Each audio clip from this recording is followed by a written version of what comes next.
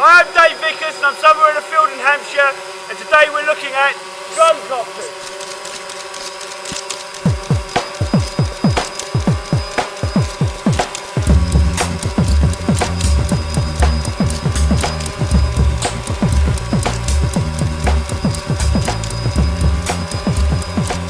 We've got the camera underneath. Yep. And what's the specs of the camera? So it's a 40 megapixel camera, kind of similar specifications to a GoPro.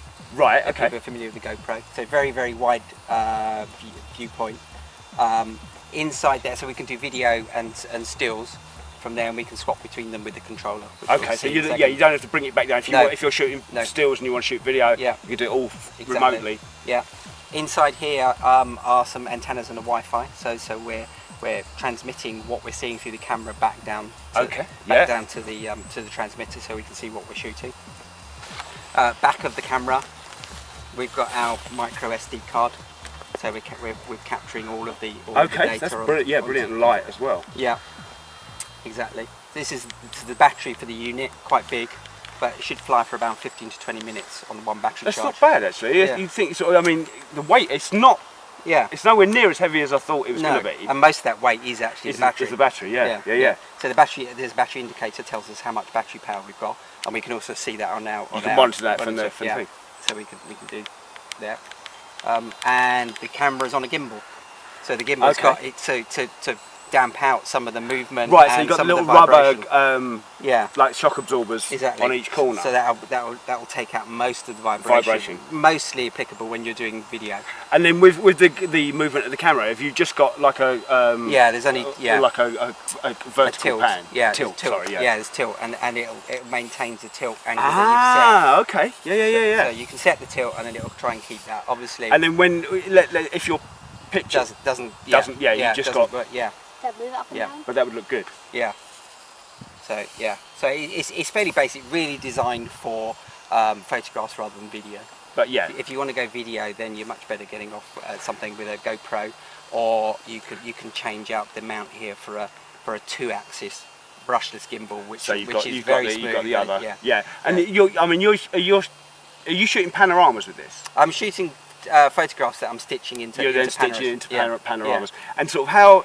When you're up there shooting the panorama, obviously you've got the one. Are you just sort of rotating the copter? Exactly. Yeah, just giving it. Yeah, through its axis. Yeah, exactly. Yeah. So I'm just setting it into a point that kind of at the start of the panorama. Yeah. And taking picture, and then just moving it slightly, using my eye to figure out what. I do probably about a roughly 40% overlap with the other. So we got enough data in there so we can stitch them together. Okay. But there is a huge amount of distortion because of the very wide angle lens. Oh yeah. So you obviously it's clipping the top and the bottom, so you're just going to get a narrow band for the middle. Yeah.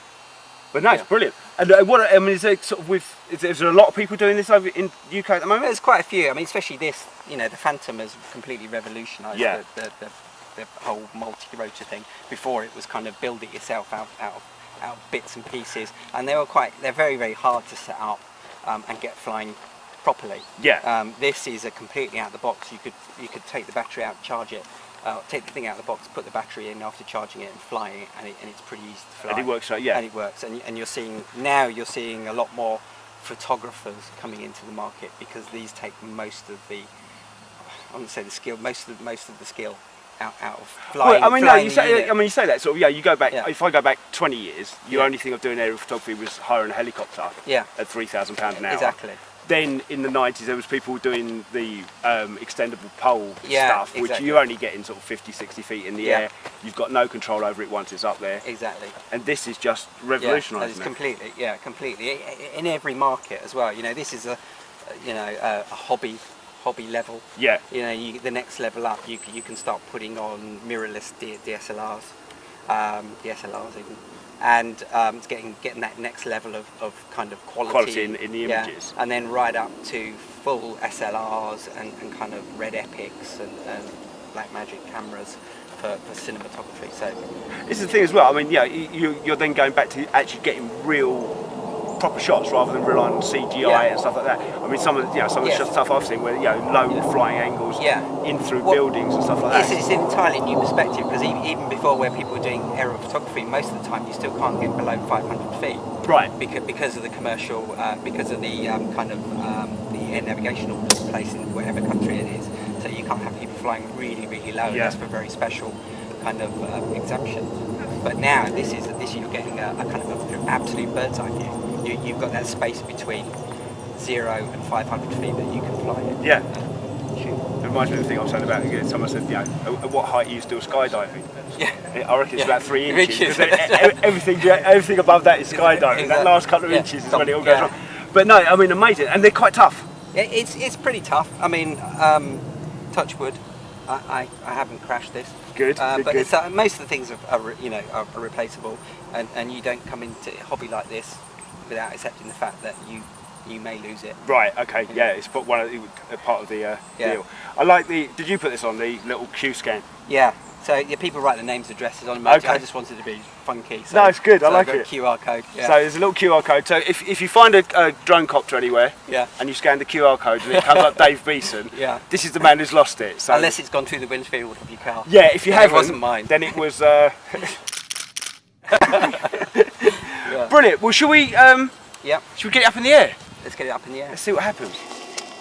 So it says GPS lock, so we've got a sufficient GPS. In fact, we've got 8 satellites locked on, so that will fly in GPS mode.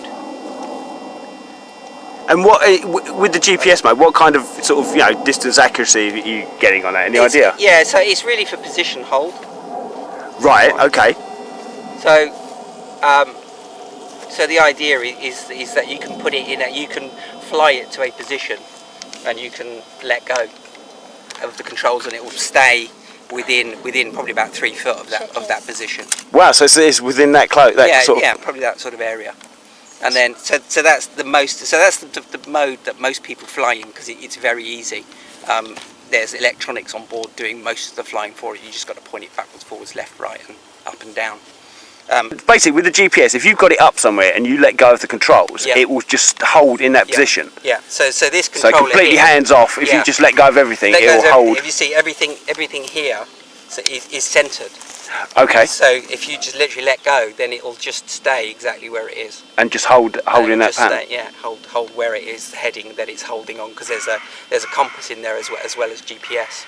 Brilliant. So I won't show it, but there is a fully autonomous mode, so I can download a map of the area that I'm going to go flying to, and I can plug in waypoints and height, and I can say go, and it take off by itself, fly the course that I've set, and come back home. Wow. Land by itself. And land by itself? Yeah. So you could go and have a bath? You could go and have a bath. Yeah, you could get it to shoot what you want it to shoot, and then come back. And so do you, when it takes off, do you need to set a start point from it, or does it just remember from where it started off from? It remembers. So when you switch it on and power it up, it'll create a home point. So everything is relative to that home point then. Okay. So if you say go home, then it'll go home to the point you set. If you don't allow it to boot up and set a home point, it'll go home to the one that you set last time, which might be a few miles away. If you use it on holiday. Yeah.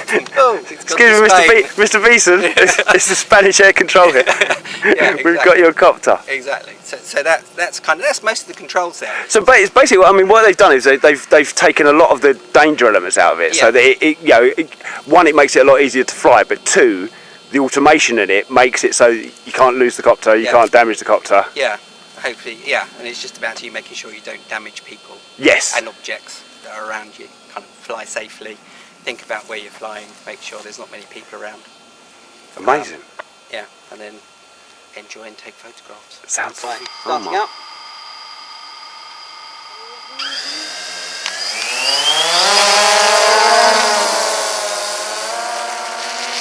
And off she goes. We're at 12 meters. So you can see 30 meters. 27, 28, 30. That looks incredible. Okay, so we've got this is the view from the camera at the moment. That's the view from the camera, and then we can also see what's going on. So we can see how many satellites we've got locked on. So if we're worried about not flying when there's GPS lock available, we can see there. We can see that the SD card is okay, so we've got space on it to shoot some pictures. What else can we see? So you've got a button for taking photos. Take a photo, Charlie. So that's taking a photo.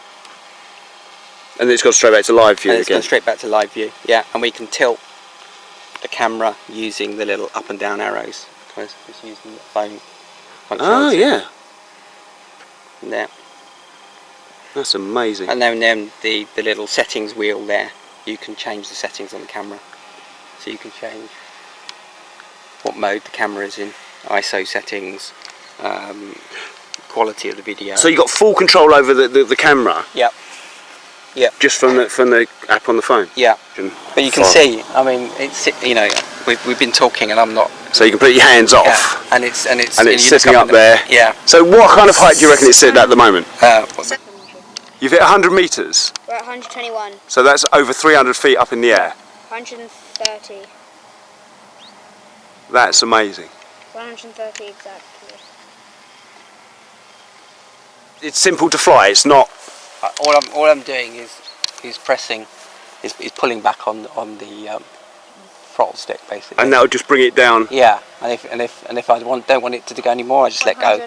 And it'll stop at that. It'll stop at that point. So for most people who are used to flying radio control airplanes and aircraft, it's unusual. Because he's letting, because I suppose letting go is the last thing you do normally. Well, and also throttle is usually not sprung like this. This is sprung, so it sits in the middle.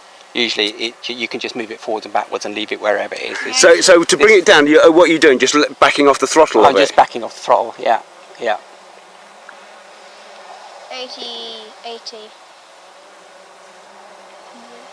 Can you see us yet? No. Now the other thing I'm doing is I've switched in what we call intelligent orientation mode. Okay. Because obviously, if you're flying, if you imagine, it's not like driving a car, because when you're driving a car, you're always facing forward, so everything's relative to your forward-facing position. Whereas if you're flying an airplane or a helicopter or anything, as soon as you go off of facing forwards, then you have to think everything's reversed around and mirrored. So it's simply everything's reversed if it's pointing at you. Yeah. But if you're side on, left or right, then things become really tricky, and you really have to think about what you're doing. Yeah.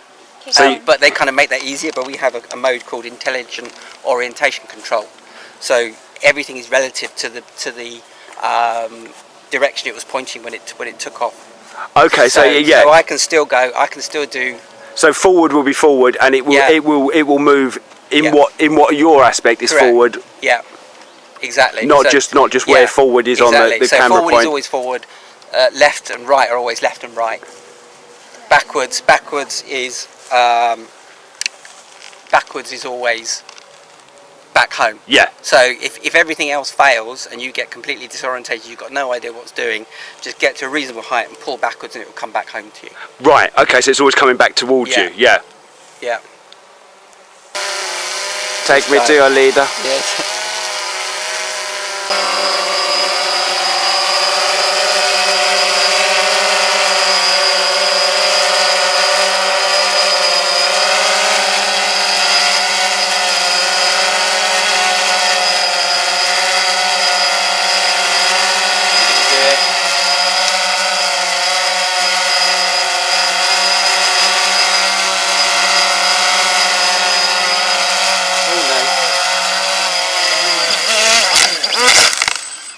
So close. Not the best one. You can see that sort of, you've got to be sensible. You've got, if you use common sense, exactly. then you're not going to be. And understand what it is. Understand that you make sure everything's working and as it should before you kind of set it off to do something, and be sensible. Yeah. And then you haven't got a chance.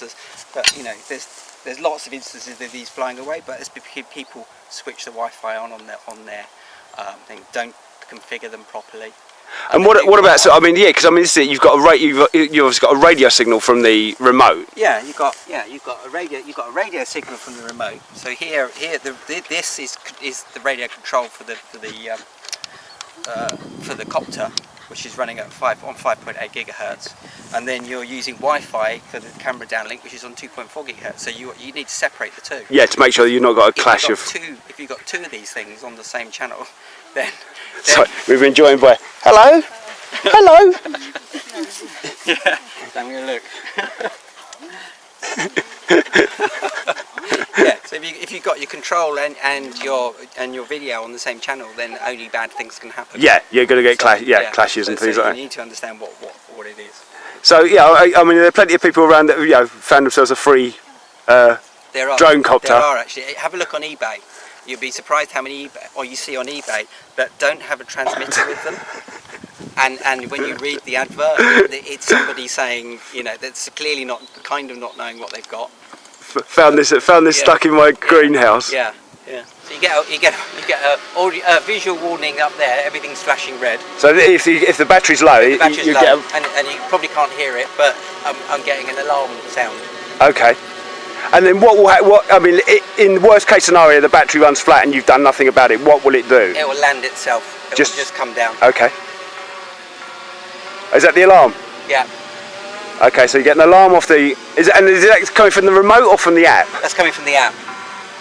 So yeah, that's coming from the app. That's all the in application. So we need to bring it in.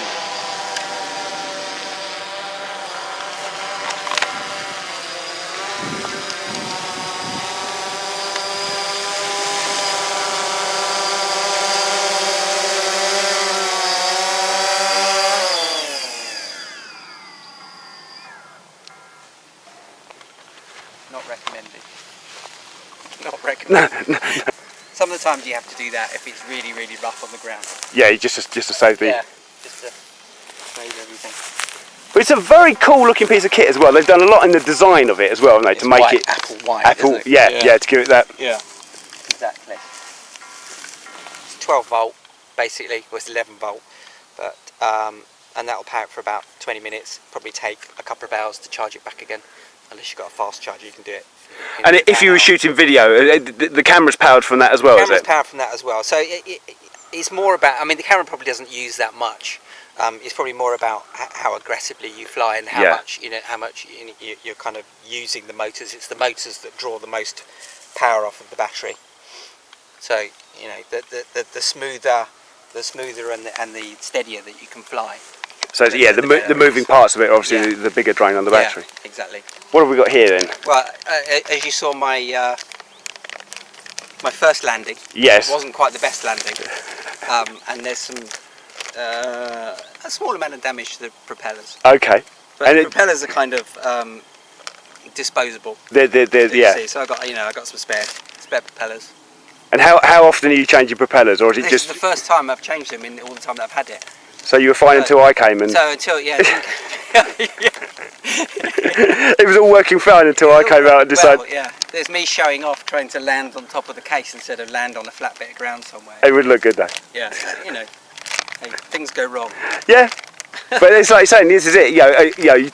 It's. If you've got to be prepared for the fact that it's a hobby. Any hobby, there's an outlay and a cost to it. Exactly. Yeah, and if the ultimate cost in this is you lose the copter, then I'll cry.